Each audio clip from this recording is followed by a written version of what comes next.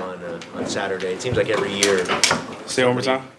Paul had a huge game on Saturday. It seems like every year somebody from this team steps up in the playoffs and all that. What is it about the sort of culture that brings out the best in some of the guys who maybe haven't made a name for themselves, but to do it in the playoffs? I think Paul has always been a great receiver. He makes plays all the time. Even last year, he made plays. Unfortunately, he's just been, dealing with some injuries. And I think that's what's kind of been stopping him from kind of showing, everybody the player he is. So I think he's been, really healthy this year, and he's finally got the opportunity to show what he can do, and that's what he did last game. But, yeah, we're all about opportunities. Whenever somebody gets the opportunity to show what they can do, they tend to do it. And I think that's, kind of what it is. Pete said that there's a tendency to maybe start overcoaching or overthinking when you play a team that you know or personnel that you know. Is the same thing true on the field? Can you overthink it when you are familiar with some of those guys? Yeah, sometimes you can because you try to think that, they're watching the same film too, so they're going to maybe, do something extremely different than what they've done, and you get out there and you realize they're doing the exact same thing they did last time. They're just trying to execute it better. And I think that's the same thing with us. You just want to – it's all about execution. If you execute, better, we'd be fine. Just like the last game, we had some mishaps and coverages. If we would have executed, I feel like that game would have been better. So, when you feel good about a game plan, you don't necessarily have to change much. You just make sure you execute whatever game plan you have going into that week. Does Atlanta have as complex a run game as any team you'll face? They're up there. I mean, I feel like they don't do all the crazy, pull one way and run this way type of things. But, they have different styles of formations of runs, throughout the whole thing. So you just got to be keyed into it because, they have for every run they got a boot or a play action that complements that run game. So you really just got to be on the tendencies. What did they do? A couple years ago, heading into training camp, the storyline had always been Legion of Boom, and I remember you saying, "Those guys are great. You know what? Now it's time for people to recognize us." If you remember that, what was going through your head at that point? What was the point you were trying to make, and how do you feel about you and the linebacker group now? I feel in that moment, you kind of had the DBs, had the Legion Boom and this, that, and the third. You had the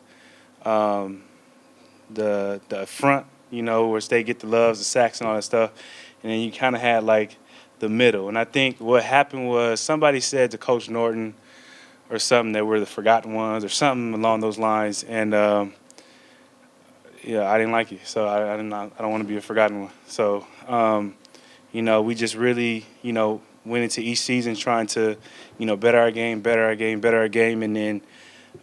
We knew everything would come eventually because, you can't ignore consistency. So that's just what we, kind of pride ourselves on.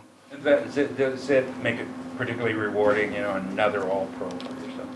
Yeah, I mean, like I said, I'll never, not cherish those All-Pros and Pro Bowls and things of that nature because, I've seen and played with guys who's played at an extremely high level and not been recognized for that. So when I get recognized for it, I'm very thankful. I'm very appreciative. But I still feel like there's more out there. It's my year 5, and God willing, I keep going. You mentioned those defensive groups. How did that defense come together, kind of as one entire unit, not just as the Legion of Boom and the guys up front, and the linebackers? Because something had to happen in there.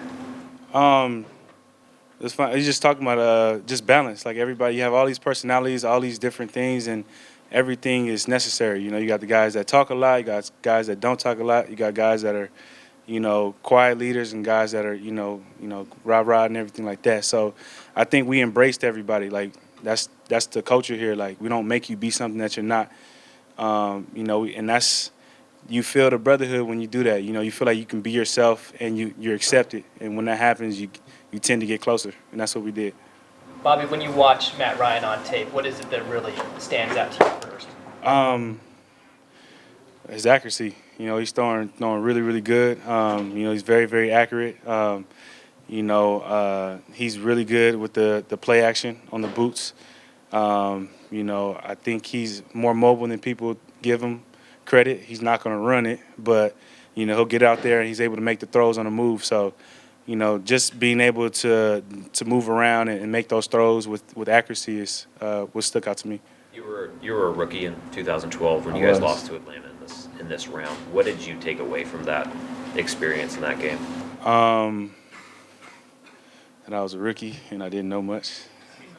I mean, just remembering the game, there was a lot of routes that I probably see now that I did not see when I was a rookie, or runs, fits, and things of that nature. It's just I'm smarter than I was, or I'm more, I have more knowledge of the game than I was back then.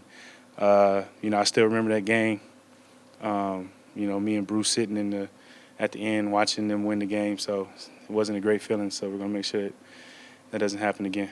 Did that maybe teach you guys a lesson about how difficult it is to win in this league, to get to advance to a Super Bowl? You guys did it the next year, but I guess what lessons did you guys take as a group from that loss? Just that we had, we felt like we were far, but we still had a long way to go. Kind of like woke us up, but definitely made us hungry too, because when you feel like you have a great team that should win it all and you lose, it just makes you have to sit there in the offseason and watch the other teams win, and it gives you that hunger to come into the next season prepared. And I think that's what happened. Everybody came back really hungry because we got a taste of the playoffs. We were everybody was telling us about how guys don't go to the playoffs. Some guys play 13, 14 years. We're not even, sniffing the playoffs, and here we are in the playoffs our first year being in the league. So we liked the taste of the playoffs, and we wanted to get back. How important was that game, do you think, for the team's belief in Russell, a rookie like yourself, the way he rallied you guys in the fourth quarter and the second half? I think it was big time for for us, especially that 2000 draft class, just to especially Russ too, like the resiliency that we're never out of a game. I think that's kind of where maybe that started. We're never out of the game. I remember we were down by 21 points or something on that, and we came all the way back, got up, and they won at the end. But it kind of just let us know, like, no matter what the score is, we're never out of the game unless the clock says 000. He was asked about Atlanta's offense. He said everything's good. That was his takeaway. When you look at Falcons' offense, what's unique about them compared to maybe any offense in the league? Everything's good.